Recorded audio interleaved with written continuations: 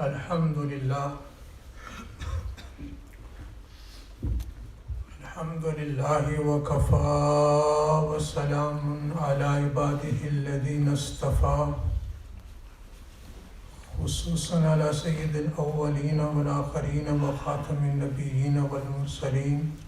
Sayyidina wa nabiyyina wa Maulana Mohammed wa ala alihi wa sahbihi wa baraka wa sallama tasliman kathiran kathira. Amma ba'du fa'a'udhu billahi minash shaitanir rajim. Bismillahir rahmanir rahim.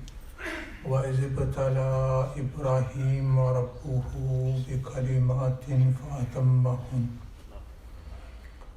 Sadaqallahu al-aliyyul azim. وصدق رسوله النبي الكريم ونحن على ذلك لمن الشاهدين والشاكرين والحمد لله رب العالمين. سبحانك لا علم لنا إلا ما علمتنا إنك أنت العليم الحكيم. رب اشرح لي صدري ويسر لي أمري واحلل عقدة من لساني يفقهوا قولي. يا ربي صل وسلم دائما أبدا على حبيبك خير الخلق كلهم. Respected elders, young brothers, friends, brothers and sisters who are listening at home and those who have come to masjid. The current month is Dhul-Hijjah, upon which the Islamic year comes to an end. And this month is also known as the month of Hajj. And this very month reminds us of a great sacrifice of a great prophet who was given the title of Khalilullah, being the friend of Allah subhanahu wa ta'ala. This month it reminds us of the Ibrahim alayhi salatu wasalam, through how many hardships he had to go. Allah subhanahu wa ta'ala tested him on every corner of his life, and eventually he was successful in his all trials and tests. وَإِذِ ابْتَلَى إِبْرَاهِيمَ رَبُّهُ بِكَلِمَاتٍ فَأَتَمَّهُنَّ. He did not only go through one trial, he had to go so many trials. And one of the trials which he went through, I'm going to discuss with you today, is the sacrifice of his son. He saw a dream that he is slaughtering his very son, whom he asked Allah subhanahu wa ta'ala to grant him. When he had passed the age of 80, till then he never had any children. He made a dua to Allah subhanahu wa ta'ala. And before he made a dua, he was disappointed with his people because he was inviting them towards oneness of Allah, Tawheed, and they were involved in shirk and they were worshipping idols, let alone the other people in his own house. His own father was involved in shirk. And then eventually when he was disappointed, he decided, he made his mind that I will leave and I will settle somewhere where I can peacefully worship Allah subhanahu wa ta'ala. And he said, Inni dhahibun ila rabbi sayahdeen.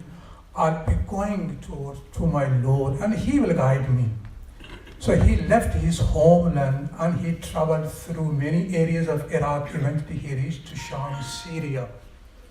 And over there, he made a dua to Allah subhanahu wa ta'ala, Rabbi habli min as-salihin. Oh my Lord, you grant me a pious child. Now having this desire to have children, even the Anbiya alayhimus salatu wasalam made du'as and supplications to Allah so that Allah could give them the children. Zakaria alayhi salatu wasalam, when he reached his old age and never had any children, he had to make a dua. Oh Allah, you grant me a pious child. Eventually Allah granted him a child. And Ibrahim alayhi salatu wasalam, he past the age of 80 and he had never any children. He made a dua. Allah said, فَبَشَّرْنَاهُ بِغُلَامٍ حَلِيمٍ. We gave him a good news of a forbearing boy. We gave him the news, we gave him the glad tidings that, oh Ibrahim, through the angels, that, oh Ibrahim, we have accepted and we have answered your call and we will grant you a child. And the quality of this child will be, he will be a forbearing child, very tolerant child he will be, and he will show, he will expose, his sabr, his helm, how tolerant he will be and how forbearing he will be.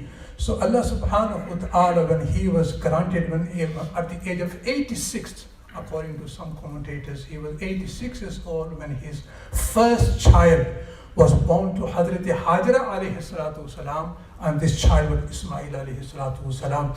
And this Hajra alayhi salatu wasalam, she was given a gift by the Egyptian, by the one king, to his first wife, Sarah alayhi salatu wasalam. And Sarah alayhi salatu wasalam, when she thought, I'm not having any children, why not I give this my maid lady to my husband Ibrahim alayhi salatu wasalam. So she gifted to his husband Ibrahim, and who married Hazrat Hajra, and then from Hajra the child Ismail alayhi salatu wasalam was born. Now when this child grew up, Allah said, فَلَمَّا بَلَغَ مَعْهُ السَّعْيَ, when this child grew up and he became so old that he started working with his father. And then Hazrat Ibrahim alayhi salatu wasalam, Allah subhanahu wa ta'ala wanted to test him. He had gone already through so many tests. Allah subhanahu wa ta'ala wanted him to go through another test. And this test was most severe test that he had to go through. Although he had severe tests before, but this test was so severe that you will not find even an example of this test before Ismail alayhi salatu wasalam, Ibrahim alayhi salatu wasalam, that anybody had gone through such a test. Hazrat Ibrahim alayhi salatu wasalam saw one day a dream that he is slaughtering his very son whom he asked Allah to grant him. He's slaughtering him. So one day he remained silent. The next night he saw again this very same dream. For the third night he saw again the same dream. He, for 3 days, constantly he kept seeing the same dream. He's slaughtering his son, Then he called his son and he consulted the son. And he said to his son, Ya bunayya inni ara fil manami anni adbahuka fanzur madha tara. Oh my beloved son, tell me, I have seen a dream that I am slaughtering you. Now what is your opinion? What do you say to this? And now this child was not a normal child. He was a child who was to be a prophet in future. Then this wise, this intelligent child replies to father by saying, Ya abatif al ma tu'mar satajiduni insha'allahu min as-sabirin. Oh my beloved father, oh my respected father, you go ahead. And as you have been commanded by Allah subhanahu wa ta'ala, you go and do what you have been commanded by Allah subhanahu wa ta'ala. Here one thing I would like to say to you, we will find some people saying the wahy ghair matlu, meaning that very wahy which is not recited. Now which revelation is not recited? The Quran is a revelation from Allah subhanahu wa ta'ala. The hadith of Prophet sallallahu alaihi wasallam are a revelation of Allah subhanahu wa ta'ala. But the difference between these two revelations is, one is wahy matlu and one is wahy ghair matlu. One we recite day and night and one we don't recite. And the one we recite is the Quran. And the one we don't recite is the hadith of Prophet sallallahu alaihi wasallam. Some people claim we only believe in the wahy matlu, that very wahy which is recited, meaning we believe in Quran, we don't believe in hadith. We don't believe in hadith. And let me tell you, and I've been telling you, and I always repeat these things so that these things settle in your mind. You will find in the market there so many sects that are dragging us, our youth, our coming generation towards the hellfire. And one of them is the Munkarin Hadith. One of them is Munkarin Hadith, deniers of the Hadith of Prophet sallallahu alaihi wasallam. They have in these sects, they have various of names, and they are known with. This sect is known, they are known as the Munkarin Hadith. They are also known the Parvezis, meaning the founder, the one who started saying that we don't believe in the Hadith. So they also call this sect the founder, the Parvezi sect.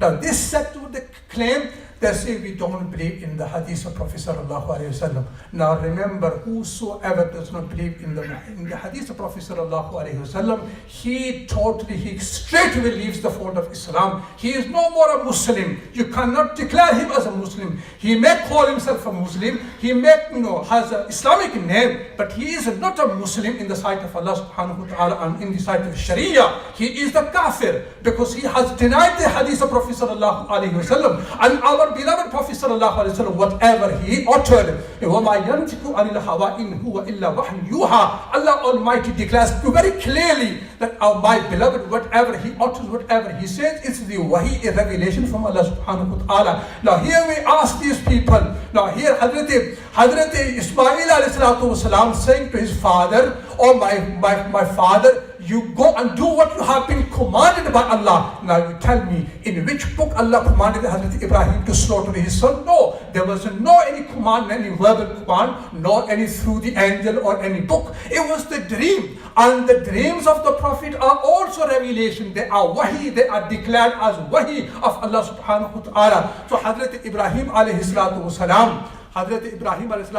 when he consulted the son said, oh my dear father, you go ahead, Allah commanded you, do what you have been commanded by Allah subhanahu wa ta'ala. And then he said, inshallah. He didn't brag, he didn't boast, I'll go and do this. He said, inshallah, if Allah subhanahu wa ta'ala wills. If everything happens with the will of Allah subhanahu wa ta'ala, without the will, nothing can even a leaf on the tree cannot move from its place without the will of Allah subhanahu wa ta'ala, without the command of Allah subhanahu wa ta'ala. And the son is saying, inshallah, if Allah subhanahu wa ta'ala wills, you will find me from amongst those who remain patient. Now he didn't say, oh my dear father, you will find me sabir, you will find me the patient. No, he said, you will find me one of those who endured the patience. I'm not the first one to go through this.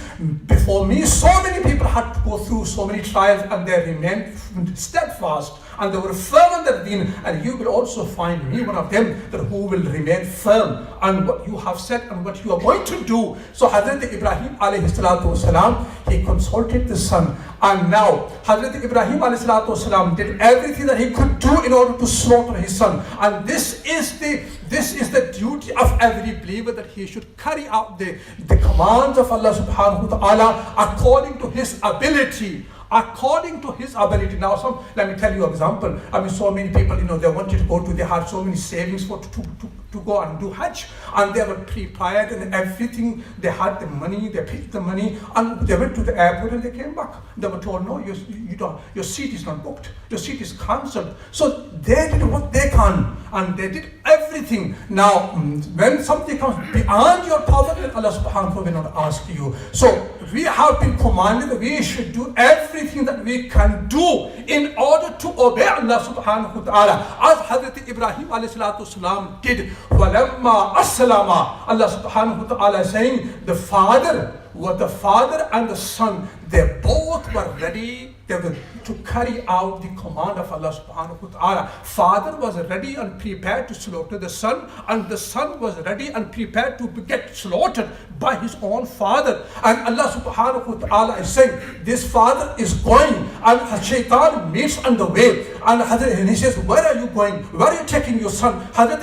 Ibrahim says, I'm taking my son to slaughter him. He said, are you silly? Are you okay? Are you feeling okay that you're slaughtering your son? Then Hazrat Ibrahim alayhi salatu wasalam, he pelted at him 7 times. Now today, Allah subhanahu wa ta'ala loved this amal of Hazrat Ibrahim alayhi salatu wasalam so much so, to the extent Allah subhanahu wa ta'ala, our Hajj is not complete unless he pelts the shaitan on those 3 pillars in Mina. In the 3 days, 10th and 11th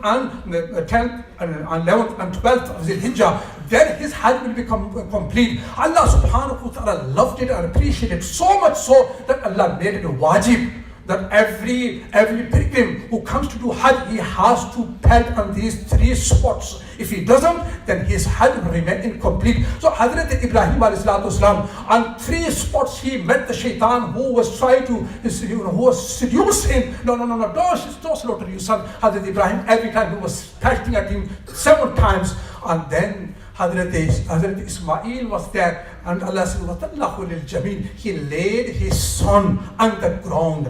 He laid his son on the ground, and before he laid him, the son, he said to his father, he said, "Oh my dear father, tie me, tie me so that enough that I cannot move and toss my body. My body should not move. Why? Hence my body, if my body moves while you're slaughtering me, there is a possibility that drops of my blood will stain on your clothes. They will fall on your clothes, and then what will happen? You will take my shirt to my mother, and this shirt, the blood, when she will see, this will sadden her. So, oh my dear father, just tie me enough that I don't move." And then Hazrat Ibrahim alayhi salatu wasalam, while he was saying this, just imagine a father who asked Allah to grant him a child when he was old, and now a time has come for him to become, his right man and support him, but Allah is saying, you slaughter him. Son is speaking to the father, "Oh my dear father, when you go back, take my shirt to my mother, give her my salam." Now father is listening all this. Just imagine what was going in the heart of Hazrat Ibrahim alayhi salatu wasalam at that very moment. He is slaughtering the only son. He begged Allah to grant him, and then he says to his son, "How good helper you are. You are helping me so that I can carry out the command of Allah subhanahu wa ta'ala." Then Allah subhanahu wa ta'ala, Allah Almighty wanted to show me and you and the whole entire world how obedient Ibrahim is, and why Allah subhanahu wa ta'ala declared him as a Khalil and the friend of Allah subhanahu wa ta'ala.